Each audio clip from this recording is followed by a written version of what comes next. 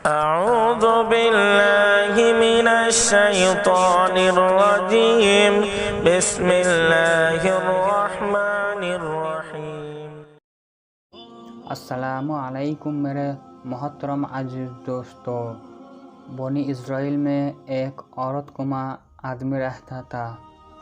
बारीक आवाज़, बगैर दाढ़ी। वो अपनी शक्ल से फ़ायदा उठाते हुए औरतों का मसाज करता। कोई भी उसका हकीकत नहीं जानता था। सभी उसको औरत समझे थे और ये तरीका उसके लिए ज़रिया माज भी था। वो कई बार इस काम के लिए तौबा भी कर चुके हैं, लेकिन हमेशा तौबा का मतलब भूल कर फिर से वही गुनाह कर बैठता। दोस्तों, दिल में तौबा का ख्याल आना खुद वक्त की अलामत है, क्योंकि जो आदमी गुनाह को गुनाह नहीं समझता था वो बदकिस्मत इंसान है। ऐसा एक औरतनुमा आदमी के साथ हुआ। एक वक्त बादशाह की बेटी हमाम ने आई। हमाम ने गुस्ल और मसाज के बाद जब महल में वापस जाने लगी तो उनका बेशकीमती मोतियों का हार गुम हो गया, और जब तलाश करने भी ना मिला तब बादशाह की बेटी ने हुक्म दिया हमाम में मौजूद सभी औरतों की तलाशी ली जाए। चुनांचे सबकी तलाशी ली गई, लेकिन वो हार ना मिला। वो औरतनुमा आदमी, जिसका नाम नासू था, वो डर से एक जगह छुप गया। जब वो देखा शहजादी उसे ढूंढ रही है, तब वो सच्चे दिल से अल्लाह के बोला और दिल से तौबा की और वादा किया कि आइंदा कभी भी ये काम नहीं करूँगा।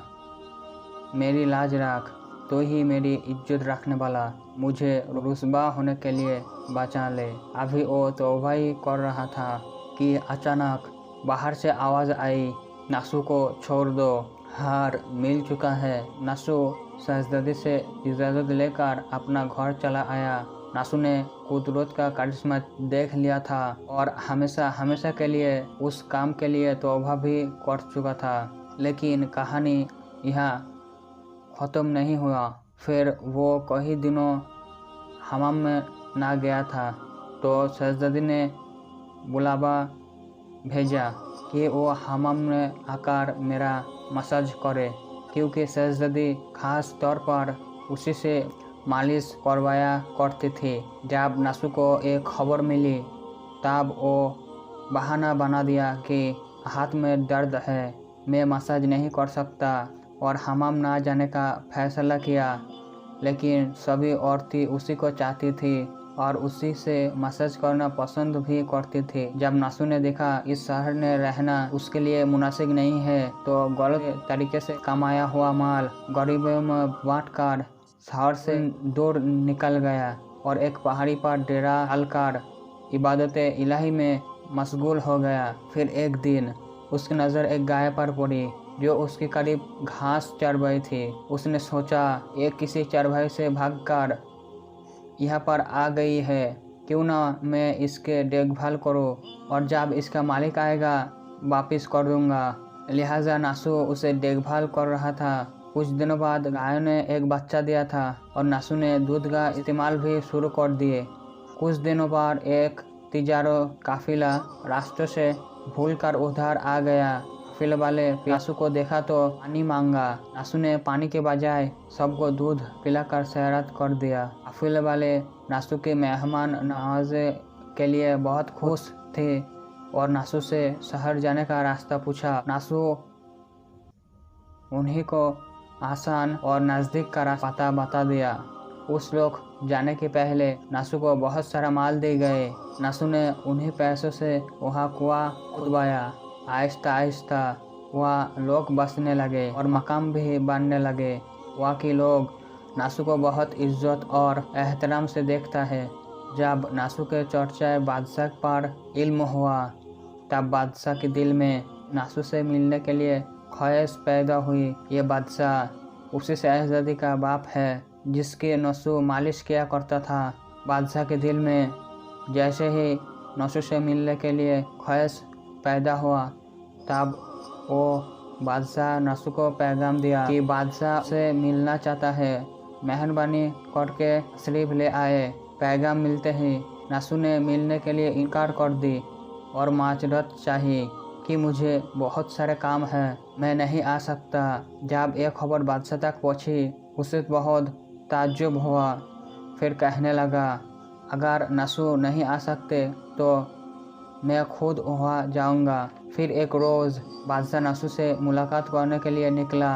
अभी उसका इलाके में दाखिल हो रहा था कि खुदा के तरफ से मालिकुल मौत को हुक्म हुआ कि बादशाह की रूह कब्ज़ कर ले।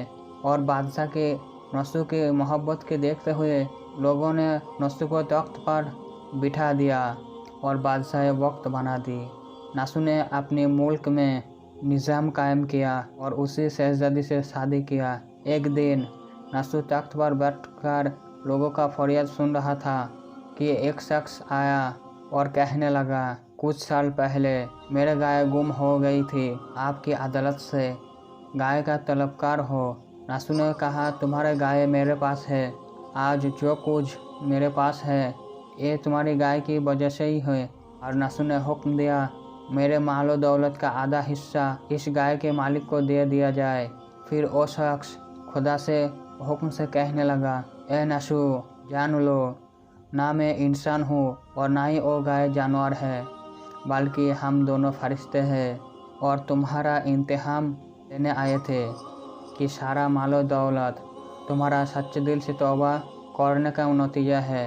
ये सब कुछ तुम्हें मुबारक हो। उसके बाद वो दोनों फरिश्ता नज़रों से गायब हो गए। तो मेरे मोहतरम अजीज़ दोस्तों, इसलिए सच्चे दिल से तौबा करने वालों को तौबातुल नसूह कहते हैं। तौबातुल नसूह से मुराद ख़त्मी तौबा है, ऐसी तौबा जिसके बाद गुनाह की तरफ वापस लौटना नामुमकिन है।